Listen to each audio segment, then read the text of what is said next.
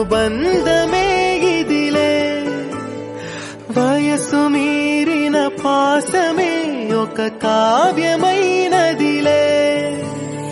రేపలా ఎప్పుడు కంటి పాపగ కాచులే